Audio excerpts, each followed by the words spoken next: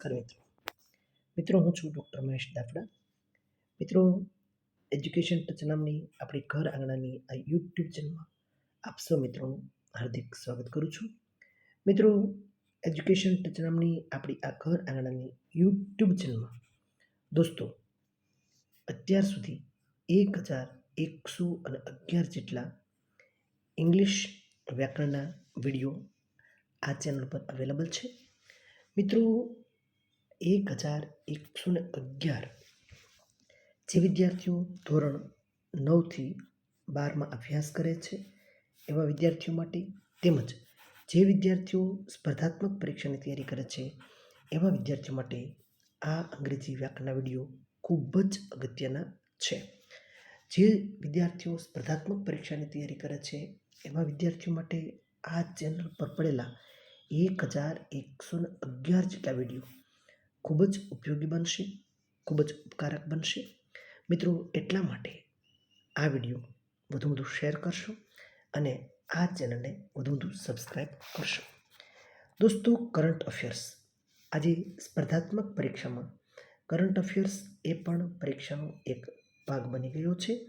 મિત્રો, આ current affairs એટલે દેશ વિદેશમાં બનતી અનેક ઘટનાઓ સાથે સંકળાયેલ હોય છે. દોસ્તો, આજે 162મો વિડીયો આપની સમક્ષ પ્રસ્તુત કરતા હું ખરેખર ખૂબ જ આનંદની લાગણી અનુભવી રહ્યો છું. દોસ્તો, આ કરંટ અફેર્સ આજે સ્પર્ધાત્મક પરીક્ષાની જે વિદ્યાર્થીઓ તૈયારી કરી રહ્યા છે એમાં આ કરંટ અફેર્સ પરીક્ષાનો એક ભાગ બની ગયો છે. ત્યારે આ વિડીયો વધુ શેર કરશો અને સ્પર્ધાત્મક પરીક્ષાની તૈયારી કરતા વિદ્યાર્થીઓ સુધી પહોંચાડી આપ પણ આ યજ્ઞ કાર્યના સહભાગી બનશો એવી હું આપની પાસે અપેક્ષા રાખું છું. મિત્રો, એક વાત, અહીંયા હું જે સમાચાર પ્રસ્તુત કરું છું એ મારા અભ્યાસની એક મર્યાદાને અનુરૂપ હોય છે. સંભવ છે દોસ્તો કોઈ જગ્યાએ ક્ષતિ જણાય તો અચૂકપણે કોઈ ઓથેન્ટિક ન્યૂઝપેપર અથવા ઓથેન્ટિક મેગેઝિનનો અભ્યાસ પણ કરી લેશે. ચાલો દોસ્તો, સમાચારમાં એક નજર કરીએ તો તાજેતરમાં જ Rajasthan road safety action plan, ખાસ યાદ રાખજો, રોડ સેફ્ટી એક્શન પ્લાન અપાવનાર ભારતનું પ્રથમ રાજ્ય જો કોઈ બન્યું હોય તો એ છે રાજસ્થાન.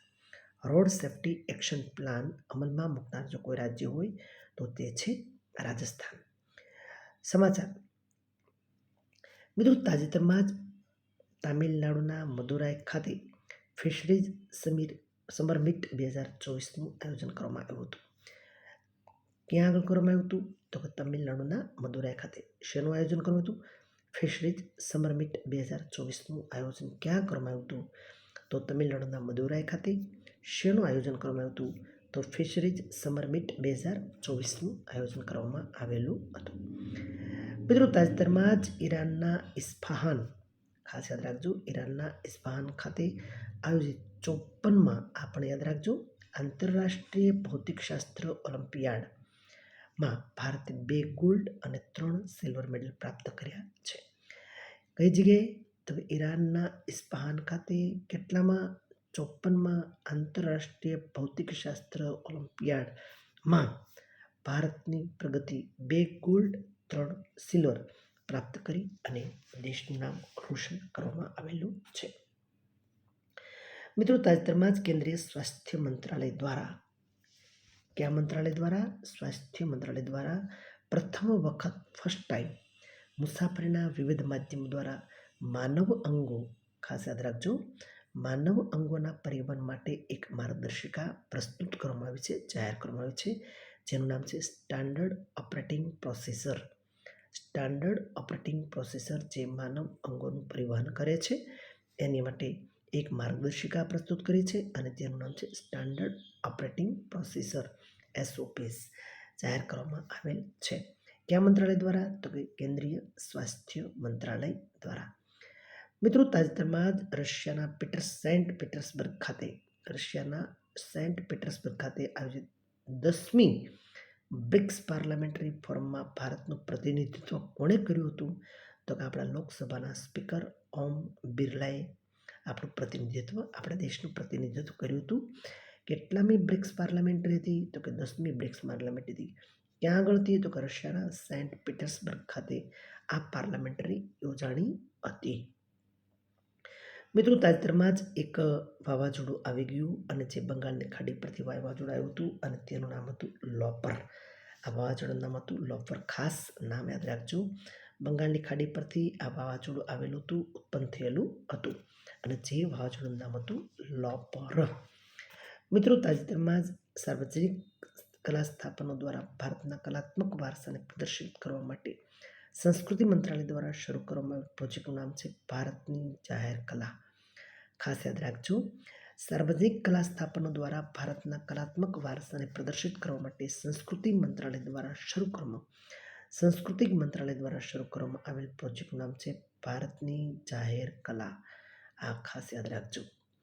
મિત્રો, સમાચારમાં આપણે આગળ વધીએ તો તાજેતરમાં જ વડાપ્રધાન મોદીને રશિયા દેશે સર્વોચ્ચ રાષ્ટ્રીય પુરસ્કાર the Order of Saint Andrew the Apostle.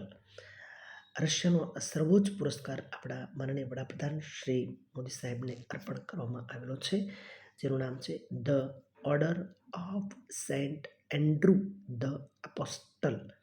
ખાસ યાદ રાખીશું. મિત્રો, તાજેતરમાં જ ન્યૂઝ બ્રોડકાસ્ટિંગ એન્ડ ડિજિટલ એસોસિએશનના NBDના પ્રમુખ તરીકે રજત શર્માની પસંદગી કરવામાં આવી છે. ન્યૂઝ બ્રોડકાસ્ટર્સ એન્ડ ડિજિટલ એસોસિએશનના પ્રમુખ તરીકે રજત શર્માની પસંદગી કરવામાં આવી છે. NBDના પ્રમુખ તરીકે કોની પસંદ કરવામાં આવી છે? તો કે રજત શર્માની પસંદગી કરવામાં આવેલી છે. મિત્રો, તાજેતરમાં જ ભારતીય બંધારણ સ્વીકારના 75મી વર્ષગાંઠના ઉજવણીના ભાગરૂપે અમારા સંવિધાન અમારા સન્માન ઝુંબેશના બીજા પ્રાદેશિક કાર્યક્રમનું આયોજન ઉત્તર પ્રદેશના પ્રયાગરાજ ખાતે કરવામાં આવ્યું હતું. ફરી એકવાર, ભારતીય બંધારણના સ્વીકારની 75મી વર્ષગાંઠના ભાગરૂપે અમારા સંવિધાન અમારા સન્માન આ ઝુંબેશની પ્રાદેશિક કાર્યક્રમનું આયોજન ક્યાં થયું હતું? તો ઉત્તર પ્રદેશના પ્રયાગરાજ ખાતે કરવામાં આવ્યું હતું. મિત્રો, ફરીવાર આપ સૌ મિત્રોને ખાસ નમ્ર વિનંતી છે દોસ્તો કે એજ્યુકેશન ટચ નામની આપણી આ ઘર આંગણાની યુટ્યુબ ચેનલ પર અંગ્રેજી વ્યાકરણના 1111 જેટલા એ વિડીયો અવેલેબલ છે. મિત્રો, જે વિદ્યાર્થીઓ ધોરણ 9થી 12માં અભ્યાસ કરે છે તેના માટે અને જે વિદ્યાર્થીઓ સ્પર્ધાત્મક પરીક્ષાની તૈયારી કરે છે એના માટે અંગ્રેજી વ્યાકરણ પણ ખૂબ જ ઉપયોગી છે. દોસ્તો, તો આ ચેનલને વધુ સબસ્ક્રાઈબ કરશો. એજ્યુકેશન ટચ નામની યુટ્યુબ ચેનલને વધુ સબસ્ક્રાઈબ કરશો અને વધુમાં વધુ આ વિડીયો શેર કરશો એવી આપ સૌ મિત્રોને ખાસ નમ્ર વિનંતી છે. ચાલો દોસ્તો, ફરી પાછા મળશું આવતા રવિવારે. ત્યાં સુધી ભારત માતા કી જય.